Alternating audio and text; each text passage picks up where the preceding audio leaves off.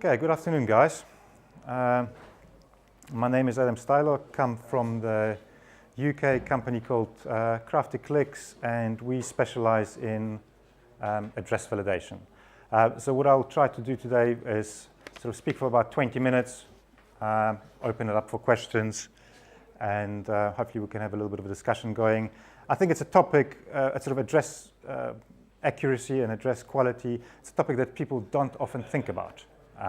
But I think it can have an impact on many areas in e-commerce. So I'll try to talk about that and see if we can, if we can draw some conclusions, get some nice benefits for you guys. And I call it the silent profit killer because people don't think about it. People don't consider the wider implications of what happens with address data, and it can cause problems, and in quite a few different sort of areas. But address data fundamentally is essential in e-commerce, right? We sell, we put people through the sales funnel, we have to deliver the stuff, only then the transaction is complete. So if we don't have good address data, that will fail potentially, right? And in one sense, my presentation will follow nicely from Victor that came before. He talked about usability in checkout, etc. There will be an element of that as well, and we'll talk about it a bit later. Right, so over the 20 minutes, what I'll do is go through this. At the end, what I'll try to do is show you some numbers. We've got some case studies, some numbers from people who use the system, the benefits they got, and at the very least, what you should get out of that last step is some metrics that you should be keeping and considering in your business. In the middle, I'll talk a little bit about conversion funnel, the checkout, and the feedback loops. What I mean by feedback loops is when people go through your shop, they buy from you, they're happy, they come back and buy again. And that's kind of the best form of marketing, right, to get people flowing back through your shop. So that's what I mean by feedback loop. And to start off, I'll just go spend a minute or two talking about address data itself and what it is, how it can go wrong, and a couple of issues around that. So let's start with some addresses. So I chose two addresses in Poland. The second one here on the left, it's an address very close by here in Krakow. There is another address with the same street name, same street number in Warsaw, and also a couple of other locations in Poland. The difference is obviously the town name and the postcode. And in each of your countries, there will be examples like that, where very similar addresses exist in a number of locations, could cause some confusion. On the right, a couple of versions of the second address, the Krakow address, which could cause problems, right? So the first one is a clearly wrong postcode. Probably not an easy mistake to make. But obviously, if you have got that on a parcel, what's happening?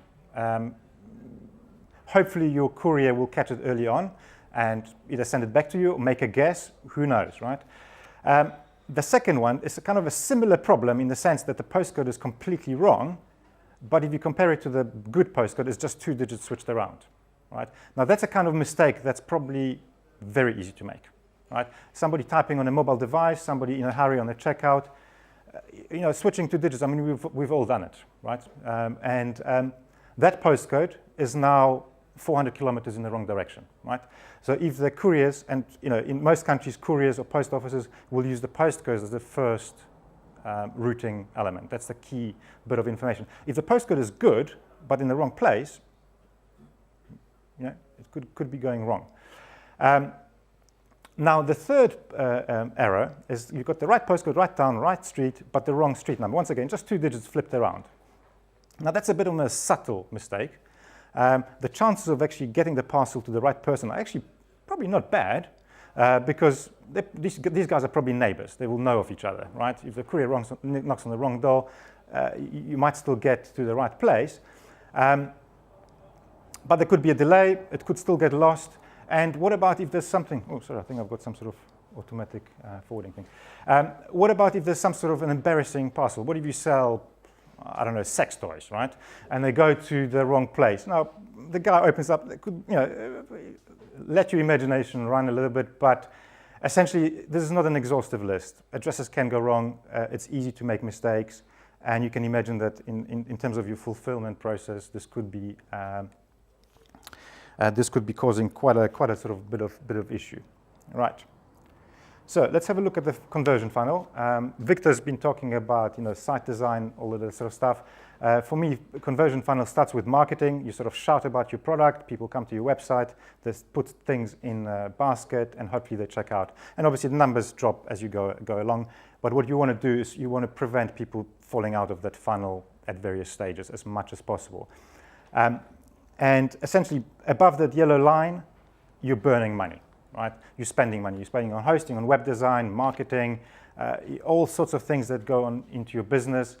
And you only make money once you get past the checkout, right? That's when the transaction happens. That's when you, hopefully, in a profit. And the address data starts its life on the checkout. So that's when you need to capture it and hopefully capture it well. So if we look at the checkout form, so one-page checkout, there's lots of preferences, whether one-step or multi-step. But essentially, there's some key bits of information that needs to be captured here, right? Card payment or some form of payment, obviously. You want to take the money for the transaction. Some basic information about the customer, email address, name, and address. If you look at the sort of proportion of the form, the address takes up actually quite a big chunk of the data that you're capturing on the checkout, right?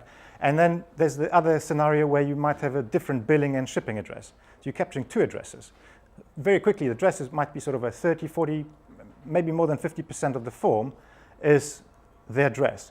So what Victor was suggesting was putting autocomplete on. I don't agree with his choice of the provider because Google has got good data in a lot of places, but really poor data in quite a few places. For example, in the UK, if you put Google Autocomplete on, you would be making a mistake, right? The Netherlands is the same problem. Yeah, exactly. You buy data from another provider. Well, in the Netherlands, it's free. It's Cadastar. You buy the data, or 160 euros for a year, and you've got a free data, right, in Netherlands. So there's no excuse not to have good data in Netherlands. It works super.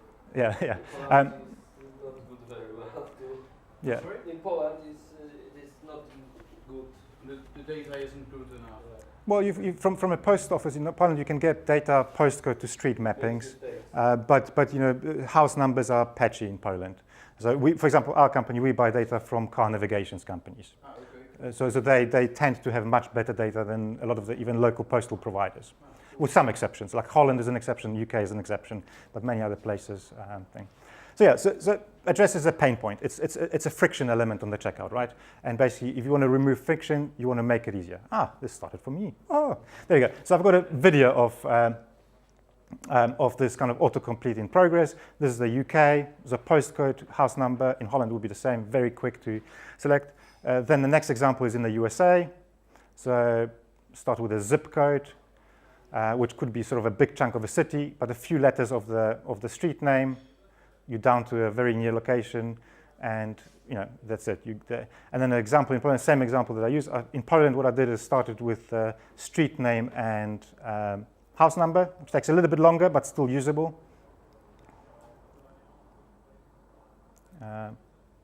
Bingo. So you can see where, focusing person on one box, and I mean, from a usability point of view, this is a video taken from one of our customers' website. Personally, I like multi-step checkout, and I like to focus customers' attention on an individual step at a time. So personally, what I would like to see is this address search on its own, without the other fields, and only show them once you either completed the thing or have a link there. I want to do it manually. Some people just prefer to do it manually. Give them the option; they can fill it in, and always allow the customer to edit it afterwards. But essentially, by using this sort of functionality, you're speeding up the process hugely, and you're removing friction, especially on mobile devices. It's just, it's really a huge usability help.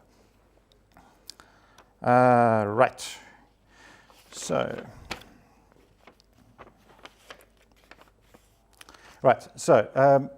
that covers the usability element on checkout.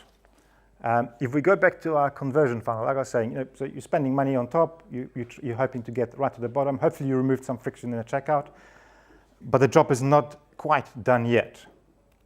Right? We need to do some delivery in order to complete the whole process.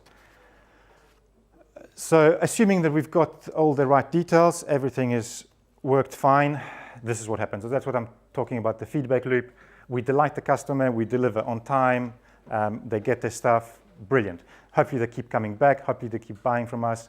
That's your best possible sort of scenario.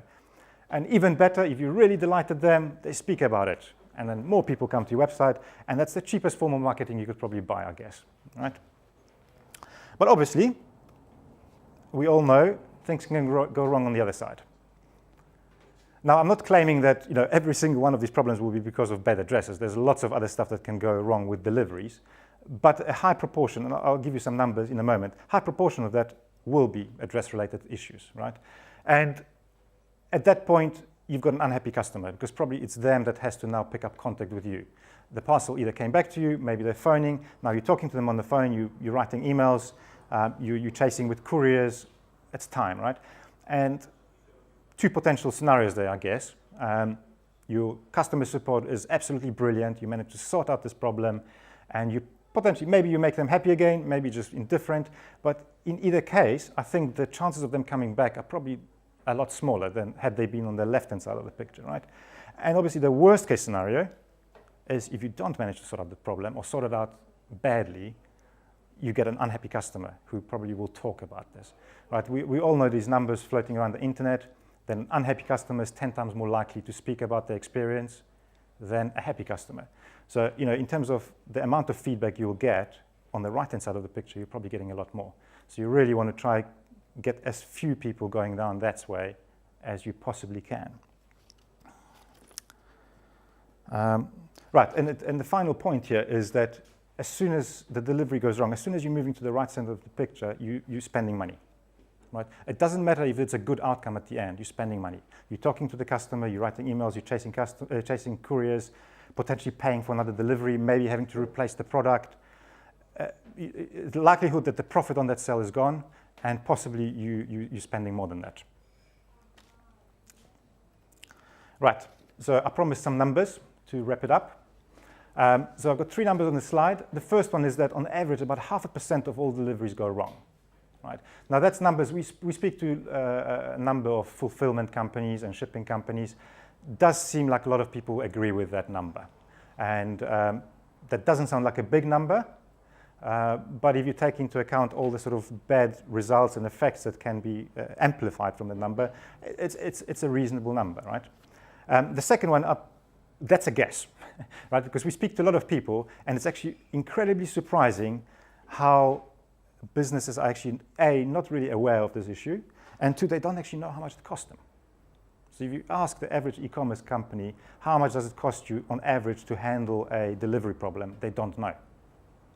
And in fairness, it's actually probably not a very easy number to measure accurately, right? Because it might be kind of cross-linked with other areas of your business. So it might not be easy to isolate it very easily. So I think $10 is a very low estimate from the kind of the numbers that we talk about. It's a very low estimate. I think it's pretty much a minimum. And you'll see in a moment why I chose $10 exactly. But I think you can assume that it's higher than that. And the final number, that actually got us by surprise. We were expecting a lower number than that. So we did a case study with an American company about a year ago.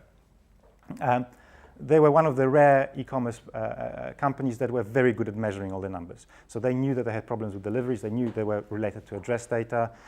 They came to us. We put them on a 3-month trial, and they measured before and after 3 months worth of data. They said our delivery problems reduced by 50%. So obviously, not all delivery problems are related to addresses, so you wouldn't expect this sort of autocomplete validation to resolve all your problems. But 50%, if somebody comes and tells you, I can cut your problems in a business area by 50%, I'm listening. Right, and final bit of numbers. And I think that's the kind of thing that if you're in e-commerce, if you have a bit of time to spare, it's probably worth measuring, worth calculating this. So 20 orders per month, sort of hypothetical shop. It's not a big one. It's not a small one, right? 0.5% problem rate. You're looking at about 100 problems a month, $10 each, about $1,000 a month on extra cost. I think it's a low estimate, but if you cut it in half, that's $500 save. Address validation. I mean, we're one of the suppliers. There's other suppliers. You're looking at it in the ballpark of about $2.5 cents per address, 500. Based on these numbers alone, you're essentially breaking even, right?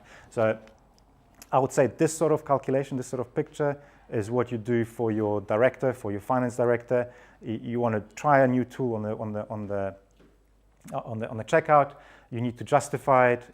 You get these numbers together, and you'll get the go-ahead probably based on that, because it's not going to cost you, and you're expecting a lot of other good things to happen. You're going to be reducing friction on the checkout. You're going to be probably improving customer satisfaction levels. All of those other sort of soft benefits, which will be a lot harder to measure, right? This is easy to measure. This is the low-hanging fruit. If you measure that, you've got a business case. All the other stuff will happen. So, for example, simple thing like conversion ratio on a checkout. All our customers, or the customers that we talk to, they don't bother with measuring it. They know it's going to happen. They know the tool works. They don't bother measuring. They put it on, and they just, you know, they're happy with it. They don't get bad feedback. So we don't feel. I think we would have heard from our customers. We would have heard from our customers had there been a negative response to that from their customers. But it's not many people want to measure that. If you want to, if you're kind of going on the fence, ooh, I'm not sure, I would love to hear that. We would love to have case studies with people who've actually gone to the length of doing proper A/B studies, etc. Right, and the final bit, just to sort of wrap it up, if we don't do anything, on the right-hand side, basically we're faced with sort of checkout that's got some additional unnecessary friction in it. We're potentially increasing our delivery problems.